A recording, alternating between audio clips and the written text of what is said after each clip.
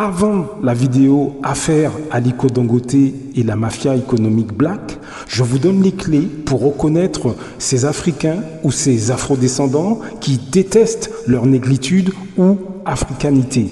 Après cette vidéo, nous parlons du comment ensemble on peut faire beaucoup plus d'argent. Choisissez ce que vous regardez.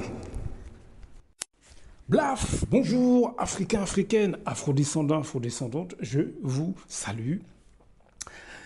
L'antillais et la clarté de la peau. Alors, vous avez tous assisté ces derniers temps à ce qui se passe dans mon pays d'origine, la Martinique. Et en réalité, j'ai une lecture des choses assez différentes.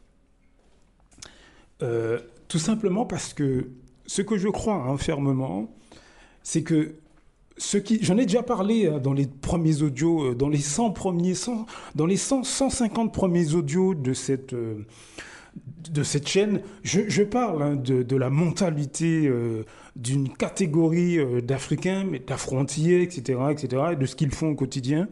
Mais je vais en reparler parce que j'ai l'impression que les événements qui se passent à la Martinique, et aussi en Guadeloupe, etc., c'est le résultat justement de cette catégorie d'afrodescendants, de Martiniquais, dans mon cas, qui ont encensé la race du colonisateur, et depuis des générations,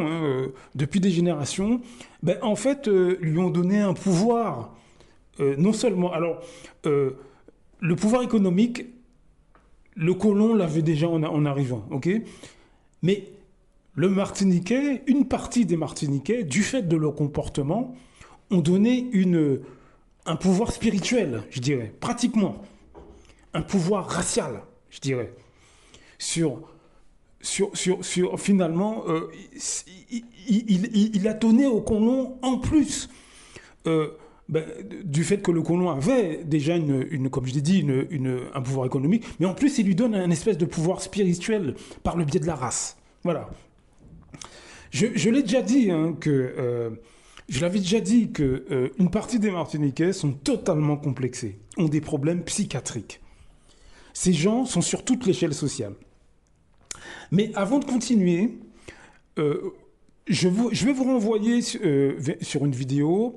Ça s'appelle « Pas de capitalisme sans racisme ».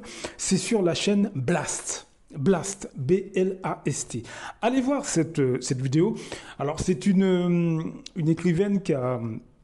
Je ne sais pas si on dit écrivaine. Enfin, bref. C'est une autrice, je ne sais même pas, qui a écrit un bouquin sur effectivement l'économie et le racisme. Le capitalisme et le racisme. En fait, elle dit des choses très intéressantes, mais il y a déjà eu des auteurs africains ou afro-antillais, etc., haïtiens, afro-américains, etc., qui depuis longtemps avaient déjà publié là-dessus. Mais c'est intéressant ce qu'elle dit. Allez voir. Bon, je vous mets un petit extrait, on en parle juste après. Qu'il y a les races de sang pur, qui sont les aristocrates de vieille souche, et puis très rapidement un langage crypto-racial pour parler de la plèbe, des gens qui vraiment, par leurs conditions matérielles extrêmement dégradées, sont assignés à une espèce de race à part.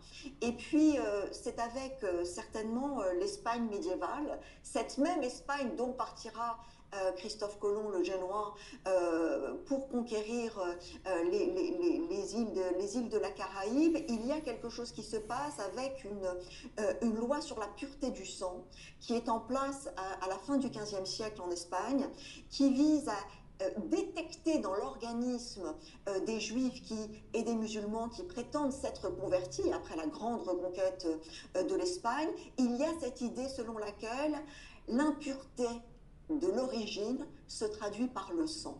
Et quelque chose de très particulier se passe à ce moment-là, c'est-à-dire qu'on rejette les juifs dans le rang de la race impure, on rejette les morts dans le rang de ceux qui ne seront jamais assimilables. Et Christophe Colomb est quelqu'un qui part aux Amériques avec cet arrière-plan de l'Inquisition et de la loi de la pureté du sang. C'est quelqu'un qui connaît très bien les plantations sucrières de Madère et de Sao Tomé, où déjà on a exterminé les indigènes pour faire venir une main-d'œuvre noire africaine traitée comme des bestiaux. Il est lui-même marié à une femme qui est d'une grande famille de plantationnaires sucriers de ces îles. Et donc, c'est cet homme du capital italien et du féodalisme espagnol déjà profondément imprégné de cette logique raciale qui arrive aux Amériques et qui transpose la canne à sucre, la plantation, l'extractivisme dans les mines, mais aussi cette idée selon laquelle il y a une hiérarchie raciale. Donc il ne parle pas de race, Christophe Colomb. Il faudra attendre beaucoup de temps pour que les sociétés coloniales ibériques parlent très clairement de quelque chose qui serait racial. Mais tout de suite, il y a une police des Européens, tout de suite, il y a des codes juridiques qui formalisent l'inégalité de valeur et de statut entre les indigènes, dont le destin, s'ils rechignent à travailler dans les mines, est simplement l'extermination, et surtout les esclaves africains, dont on sait très vite, dès la controverse de Valladolid, qu'ils sont conceptualisés comme organiquement, naturellement, bibliquement destinés à la conversion et à ne faire qu'un avec cette terre dont ils doivent extraire la valeur. Il y a une vision extrêmement organique, matérielle, à travers le corps, subhumaine, à travers le corps noir, qui deviendra aux Amériques non seulement un moyen de production, mais une marchandise, puisque les esclaves sont échangés, sont achetés, font l'objet d'une spéculation, qu'il y a des produits financiers vendus dans les bourses de New York ou de Londres, qui sont d'une certaine façon des investissements sur le corps des esclaves, qui sont ensuite transformés en actions, et les actionnaires européens peuvent acheter virtuellement le corps des esclaves. Et donc il y a tout un travail sur les bourses, sur la main-d'œuvre, sur les ventes. Donc il y a en soi un capitalisme de l'esclavage qui a été complètement redécouvert depuis quelques années par une tradition historiographique qu'on appelle la nouvelle histoire du capitalisme, qui montre à quel point ça a été là aussi complètement sous-évalué dans l'histoire du capitalisme. Même quand on abolit l'esclavage, c'est toujours pour enrichir les propriétaires, puisqu'on les dédommage à hauteur de grosses sommes d'argent. Alors c'est très intéressant cette histoire de dédommagement. Hein. On voit aujourd'hui à quel point Haïti s'enfonce toujours davantage dans une espèce de tragédie historique qui commence avec le fait que cette société qui a été créée pour être une plantation par excellence et n'être que cela, avec l'extermination des indigènes, une importation massive de main-d'œuvre africaine, mais une population qui se révolte et qui chasse les propriétaires des plantations, à ce moment-là a scellé son destin, puisqu'y compris on l'a condamné à verser, pour prix du dommage subi par les plantationnaires européens, une dette perpétuelle. Et donc ce néocolonialisme de la dette que les penseurs haïtiens mais aussi sud-américains ont conceptualisé depuis longtemps est une façon de maintenir la dépendance de ces périphéries du capitalisme occidental et se traduit par la perpétuation d'une extraction de richesse sous forme peut-être pas de coton, peut-être pas de sucre, mais de dette. Alors Malcolm... Voilà, vous avez entendu les propos tenus par cette femme. Les choses ont été très loin.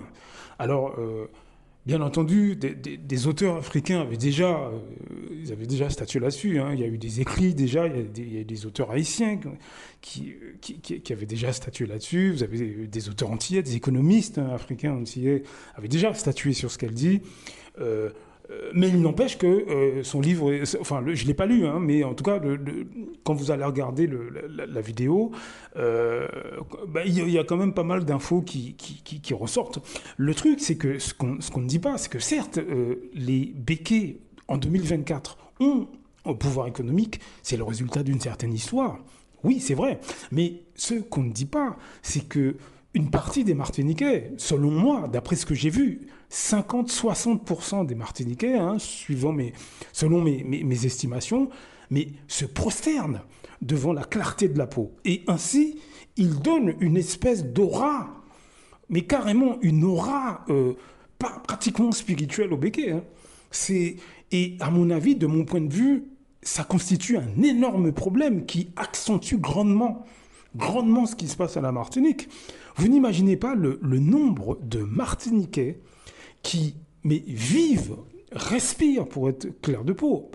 Suivant mes estimations, 50 à 60% des Martiniquais, dans leur imaginaire, mais ils se voient, s'ils pouvaient devenir blonds aux yeux bleus, ils le feraient. Hein. Je veux dire que ce qui se passe aujourd'hui, c'est aussi le résultat d'une mentalité d'esclave d'une partie très importante de Martiniquais. Hein. C'est malheureux ce que je vous dis, mais c'est la vérité. Et j'ai remarqué avec les années, mais énormément de Martiniquais ne veulent pas qu'on aborde ce sujet-là, parce qu'ils ne veulent pas que vous commenciez à les observer. Mais je vous assure que si vous êtes en France ou si vous êtes à la Martinique, allez faire un tour en vacances, observez une partie des Martiniquais. La situation est catastrophique, et sur toute l'échelle sociale. Les élus martiniquais sont des esclaves dans leur tête. Ils se comportent comme des esclaves. Hein. Il peut y avoir un blanc SDF, les élus martiniquais sont à quatre pattes devant un blanc SDF. Hein. Vous mettez un Martiniquais SDF, il lui marche dessus. Voilà ce que sont une partie très importante des élus. Et ça, je l'ai déjà dit, hein, dans la première centaine de vidéos sur cette chaîne, je décris leur mentalité. Mais ce que je veux dire, c'est que au niveau économique, c'est exactement la même chose. Vous avez une catégorie extrêmement large, une partie très large de Martiniquais qui, lorsque un blanc arrive en Martinique, mais je vous assure que le blanc en question, en 15 jours, il a maison, boulot, voiture. Il connaît la Martinique par cœur en 15 jours. Les meilleurs coins, les meilleures plages, les meilleurs restaurants. Il est invité partout. Mais alors vous allez me dire, ouais, mais il y a un réseau de blancs sur place. Oui, certes. Mais vous avez aussi 50% des Martiniquais qui leur donnent toutes les infos. Quel terrain il faut acheter, quelle maison. Vous parcourez les forums, vous voyez que des Martiniquais laissent leur numéro de téléphone aux Européens pour que quand ils arrivent sur place, ils les contactent directement. Moi, je l'ai vu de mes yeux. J'ai vu de mes yeux des Martiniquais discuter, par exemple, dans le cadre de création d'entreprise. Vous avez des Blancs qui débarquent chez nous. J'ai vu des Martiniquais, lors de réunions, proposer à des Blancs de leur présenter des élus locaux, chose qu'ils ne font pas avec leurs compatriotes. Donc ce que je veux dire, c'est qu'il y a une catégorie de Martiniquais très importante qui, au quotidien, favorise très largement les autres races et les autres cultures, surtout celles extérieures au monde noir. Mais j'en ai déjà parlé. Dans la première centaine de vidéos sur cette chaîne. Donc allez écouter. Mais aujourd'hui, le souci, c'est que ces personnes agissent dans l'ombre.